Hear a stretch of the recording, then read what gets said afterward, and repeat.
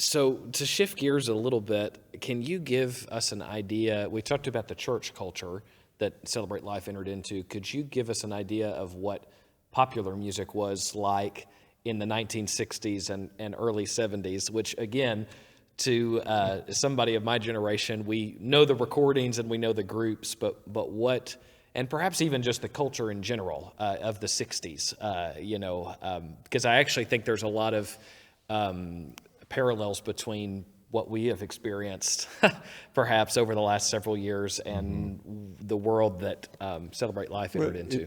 If I can say that. Please.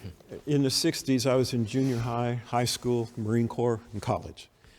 Starting in college, everything that was in any way established, capital E or lowercase e, everything that was established was seen as suspect, and that something that probably should be dissolved or turned upside down. Everything.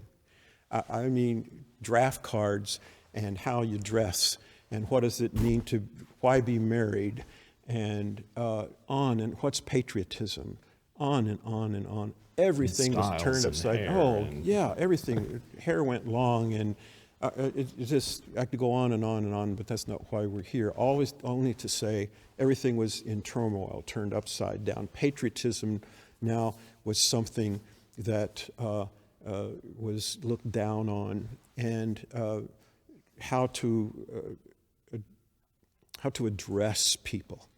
And just the language and what was acceptable in language, what was acceptable on TV.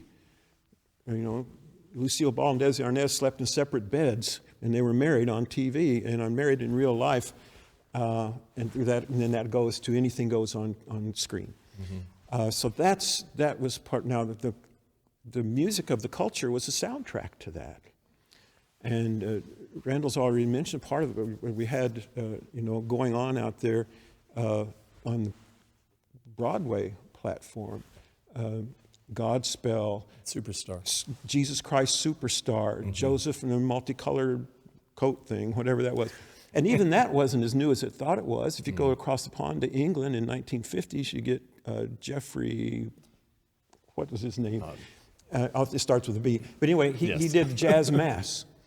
He did jazz mass over there, which was kind of led into Beaumont. Yeah, Jeffrey Beaumont. Thank you. Yeah. So that's what was going on. And then in popular music, it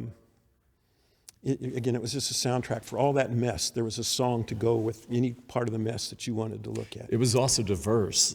You have everything from hard rock to the Carpenters, and, and you have the close to you feel, and then you have all these other, against authority kind of stuff, the anti-authority. But, Ralph Carmichael, who's part of Tell It Like It Is, writes a song called Love is Surrender to His Will.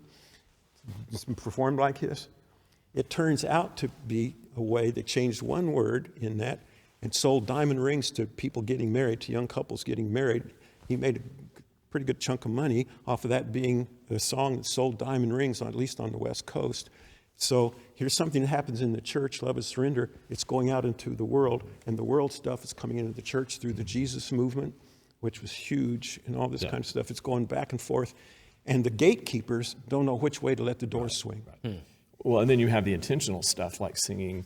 Little example would be singing Amazing Grace to the tune of the House of the Rising Sun. Yeah. And singing Amazing Grace to the da-dum bum bum the world to sing. Yeah, like to buy a world of Coke. Like to buy the world of Coke. Amazing Grace, how sweet the sound. Meter all matches up. All these things where you're bringing. It's like so cool to match up anything and bring it all together. And there was a legitimate attempt there to put the gospel into that. All the way from the Tell It Like It Is to the Celebrate Life. Both of those were legitimate works done by the people sitting in the same choir loft, literally, in this building.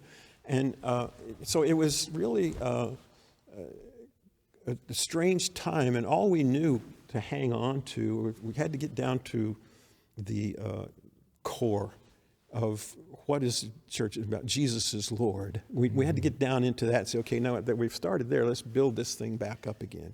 It was an expansion of definition of God, in a sense, that was happening all around us, that God is here, God is here, God is here, and God is here. And culture is saying God is dead. Yeah. Yeah. And yet the church was saying, but the church had to respond in a sense, and so the church, the big church, all that comprised the church, the messages were coming from all different kinds of places. So here comes Celebrate Life with its Hammond organ and its big organ pipes. Here it comes with boom-cha, boom-cha, boom-cha, boom-cha. But for Matthew, Mark, Luke, and John telling you the gospel as they lived it and saw it. And so I think Celebrate Life helped us get back to the core and brought with it some of the more acceptable musical trappings, and then goes back out again giving permission